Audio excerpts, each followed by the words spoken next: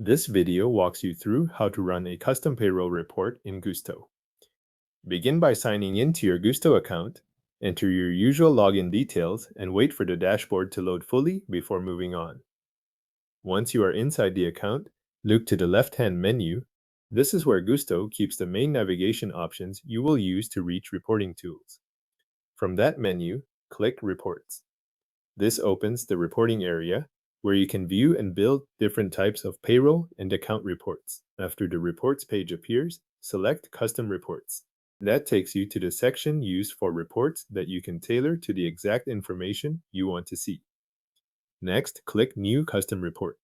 This starts a new report setup and opens the options you can adjust. At this point, the focus is on choosing what information will appear in the final report. Select the columns you want to include. These columns determine the fields that show in your report, so choose the ones that match the payroll details you need to review or export. After selecting your columns, move to the Filter option if you need to narrow the results. Filters help reduce the report to a more specific set of records.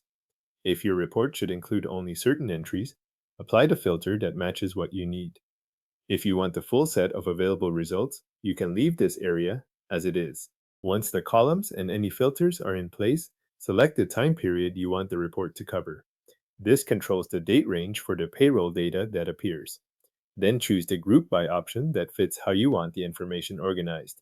Grouping changes how the report data is arranged on screen, which can make it easier to read before you export or save the setup. With those choices made, review the report data on the page.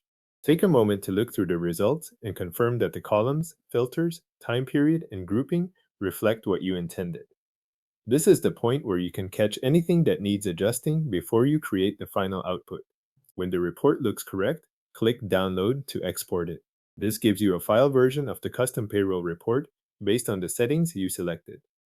If you expect to use the same setup again later, click Save as Template instead.